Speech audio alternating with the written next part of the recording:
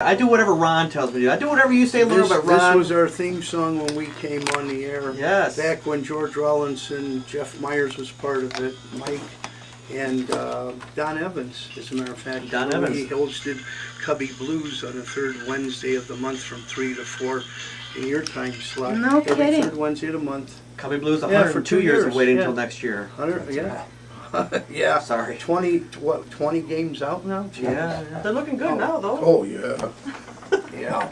Okay. So for those of you who don't know Radio Ron, he is a world famous Chicago fireman who also has a world famous Firehouse chili recipe that we've heard rumor is outstanding. And we also have with us the all-girl heavy metal rock band. Is that correct? I wouldn't call it heavy metal. That's what George told me, it was heavy metal. I didn't think it was heavy metal when I heard your songs either. Yeah, not exactly. Rock band. Yeah, rock. All-girl rock band. I apologize for the heavy metal. I don't want to scare our listeners. No biggie. And the name of their group is called the Popular Rejects, and we have Caitlin and Kristen Walleritz, and they're, of course, Radio Ron's two incredibly talented musician daughters, along with their bandmate, Kennedy Papa. And we had another bandmate, but she had to move to Oklahoma. Bianca, our lead guitarist, just Can't we recently adopt moved. her? I wish. Dad, can't we adopt Bianca and get her back here? Sure. For the Bianca's cause. parents would go for it. For the group. Okay, Radio Ron, Yes, ma'am. you're up. You're at Okay. bat. Okay. Who influenced you to start cooking? Actually, my mother, I was the oldest out of 4, and I have a cousin, my dear cousin Ellen DeFay, who's we call her the professor of the family, at Cornell University in New York, and she's a dietitian and nutritionist. And Ellen teaches you things, influences you to, you know how you just love the taste of it, but you know, this is sinfully rich. Ellen has a way of taking that sinfully rich taste, keeping it in, but only it's low fat. So Maybe she wants to contribute some recipes to my book. I'm sure she would. Give her a call, and I'm sure Ellen would be more than gracious to expound on her recipes for you and give you some health tips as well. Is she a professor at Cornell? Yes. I would love to have her on my advisory team. I have the vice president of Atkins, Colette Heimowitz. I have Oh, yes. a pediatrician, endocrinologist, and a professor from Marshall University, Dr. Jamie Bales, who wrote a book, No More Fat Kids. And he's on my advisory Wow. committee. That's an all-star cast. And Yes. I could use Cornell. Yes, God I could bless use you. Miss Cornell on there Yes. too. This is bigger than all of us, this obesity epidemic. Why are you smiling? Mikey's sitting there like proud papa looking at me. Well, because I'm enjoying the day. It's Wednesday, and Ron's back in town. God, I had no idea We you going were to such Public a House after the celeb. No. Ronnie's a celeb over here at this station. No. Listen, Yes. what's your favorite dish to cook? Oh, I don't have one. It's a toss-up between. We would start out, if I was doing it with my award-winning pico de gallo, Firehouse salsas, I call it, and then for your dining pleasure, some pulled pork maybe, if you eat pulled pork. Only I put it in. I believe in slow cooking, Laura. I believe that you know, a lot of technologies come up, microwaves, and I think it just dries out the food. You lose the nutritional value, etc. I do slow cooking. Get a nice pound of meat and put it in what I do in a crock pot and cover it with root beer.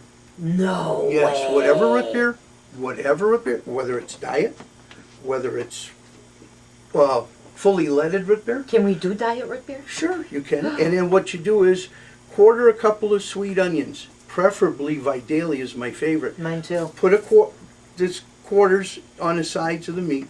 Cover it in a crock pot. Let it cook for about 6.5 hours. And go ahead and make your sauce. you What know, sauce? Your pulled pork. So You're going to your email me barbecue. the recipe? You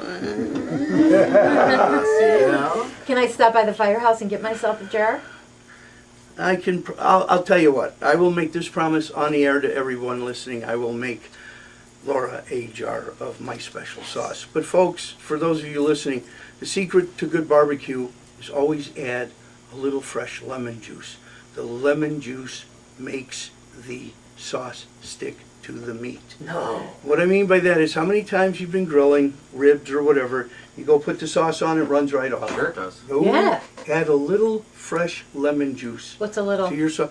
Maybe a teaspoon. Okay. Maybe a teaspoon probably per pint, I'd say. Okay. And then stir that in, and then apply it to your meat, and I guarantee you that's a secret. That's like the adhesive for the sauce to stick to the meat. So God, do you think there's a tip. You think Anthony Bourdain or Emerald would tell us those No, things? no. Hey, how about Yan can cook? Martin Yan, another one of my favorites. Is he? I was going to ask you who your favorite chefs are. Omar Lagazi, Paul Prudhomme is very good. I I've had a love Paul. chance to talk with him in New Orleans on a few occasions. Excellent chef, and he rates up there. But I have to look where I came from. My mother, God rest her soul, was my hero. She told me at one time, just make everything, this is a generic recipe. You add to it to the way one likes the taste. You want it spicy, you make it spicy. You want it less spicy, you delete some things. And that's how I learned. And I still cook to this day. I'm an officer in the fire department, which I don't get to cook that often. I was just going to ask you if you cook at the house. No, because I'm an officer. I've been an officer since 1995. Mm-hmm. But there are some fabulous firehouse cooks, and I know some of the folks are listening. Bill Humphrey, thank you very much at Engine 28. You gave me that recipe for the pico de gallo, and I ran with it, Billy. And then late Jimmy Lovell, who would feed the whole block. So those are kind of my heroes, and Jeff Spigarin, Marty Gallagher, just to name a few. God, everybody loves the firemen. My uncle was a fireman Where at? in Roseland. I don't remember. I was too little. You don't remember what No, he engine lived at house? 104th and Eberhard, and it Oh, was near okay. there. It was near there. Okay. It was right near there. Let me ask you this. What's the one thing you love to eat most when no one's looking? Pico de gallo. And? My pico de gallo, I can never get enough of it. Seriously? Dead serious. Call me when it's ready. I'll be at the Okay. firehouse. I'll come and get Sounds it. like But I don't know, Laura, what your palate likes. I don't know if you like hot Medium. spicy. Medium. Okay, because I've had the pleasure to cook for the anniversary of Jack Brickhouse's 10th anniversary of his death at 200 East Chestnut. We had a packed house, and I did my chili and pico. And you know, when you cook for firemen, we're more of a spicy crowd. Mm-hmm. When you cook at a restaurant for something like that, we just made it on a mediocre scale. I did, and then you know, had the hot sauce out, and you know, cayenne pepper, and people could add or you know, choose what they like. You know, and that worked out real good. I don't know. Do you like cilantro? Oh, I love cilantro. Okay, I believe in love cooking, cilantro yeah. with cilantro. Exactly. I love Can never cilantro. get enough cilantro. No, even right. in Chinese cooking. Right, right. What awards have you won for your cooking?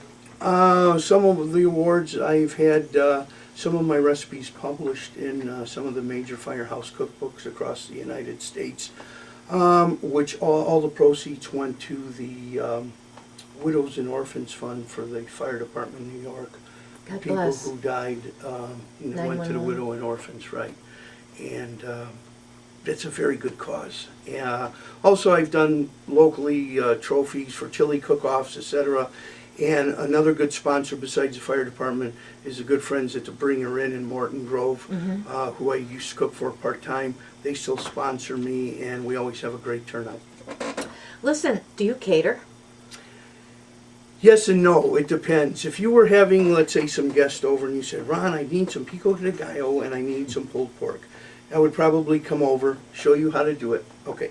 And I would give you a training class, and we would just You would? take it from there. Yes, I would. No kidding. I'm going to I've keep done that that in to mind. some friends in Killdeer and Long Grove, yes. How wonderful. I am going to keep that in mind. I can't thank you enough for being with us. And quickly, just tell us, do you have any hopes and plans for the future, such as a Chicago Firehouse cookbook? We are planning to bring one out, but probably not until 2012 or when the contract gets settled. The firemen have been without a contract in Chicago for over 3 years. No On kidding. a 4-year contract, and we're just worried about that and the benefits for, you know, our employees and everybody. Yeah. So family first, folks. Thank you. You're Thank welcome. you for coming on. You're welcome, Laura. Now it's time to expand our Elgin's Got Talent to Chicago's Got Talent, and let's welcome the Popular Rejects, an all-girl rock band from Chicago. We have Caitlin and Kristen Walleritz, and, am I saying it right? Yes. And Kennedy Papa, 3 of the Popular Rejects. Okay, gals, who wants to go first? Well, Everybody they're point both to pointing Caitlin. at me, so I guess that means me. God, you kids are model beautiful. Thank you. All of you. All of you. How'd you get into music? Well, growing up, me and Kristen at least, never really heard that much music because my mom's not really into music. But as we got older, we started expanding it, and I always did some plays and stuff, some musicals as a choir, so I had some background in music. And then at school, actually the year after I graduated, Mr. Paul Goveri was the music teacher and started a school band called the OPS Rockers. And, members changed and whatnot, and they needed a singer because the 2 girls had actually left. So they recruited me and they recruited this other kid, Gino. And then eventually the bands kind of changed and expanded, and now we're on our own. So it's exciting. It sure is exciting. How old are you kids? I'm 16. And Kennedy? I'm 15. And Kay? 15 Sure, I'll go. also. 15. Yeah. And how old is Bianca? Bianca's 15. We gotta get Bianca back here. We really do. I had to take on all her guitar parts for our last gig. She's so good, I don't even compare. Let's see. Where do you find your inspiration?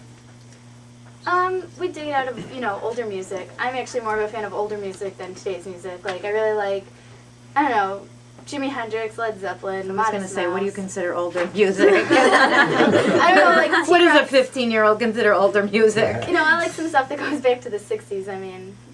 It's better than a lot of the rap stuff I don't really like. Isn't that the truth? Yeah. You know something? Who does what in the band?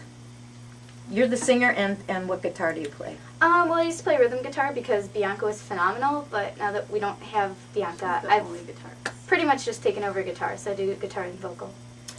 And you, Kennedy? I play the drums, and I played guitar for one of our other gigs. And Kristen? I just stick to bass guitar. So you were the heavy bass they were complimenting, the judges. We're going, I understand you write your own songs, Yes, we do. and tell us about the 2010 Ravinia Fairchild Challenge Echo Concert Natural Rhythms, where you took second place with your original composition, Conservate, which we are going to hear today. Last Give year us as a the scoop. sophomore, Mm-hmm. so I was actually in an AP Environmental Science class, and my teacher told us about the Fairchild Challenge and how we'd have to do a project for it. They had a lot of different projects, like design an eco-friendly business, make a diet plan for 30 days with organically grown stuff 30 miles from your house, and a lot of other projects like that that sounded really, really complicated. So I didn't want to do something necessarily that hard, so I figured, I have a band, let's do music composition. And this year I was kind of a bit of a procrastinator, so although I had a couple months to do it, I realized, oh no, it's Monday, it's due Wednesday.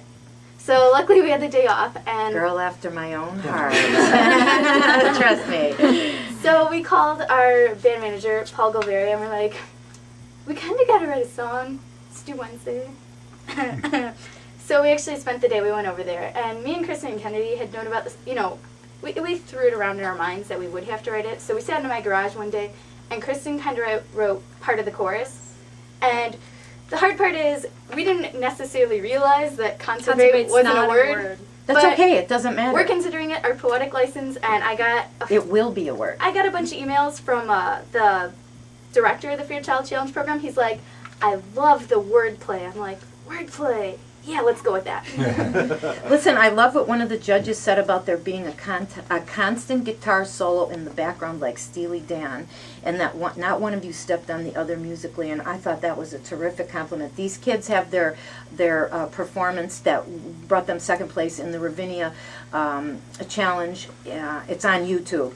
And I thought it was also really funny when all of you spoke at once to answer that one judge's question. So I know that your win at Ravinia led to recent Rogers Rogers Park Art Fest headlining, where we heard you were a huge success. And before we run out of time, do we have their CD ready? This is a 3-minute song by the Popular Rejects, written by the girls, and that won them second place in the Ravinia Fairchild Challenge Echo concert. So let's take a listen.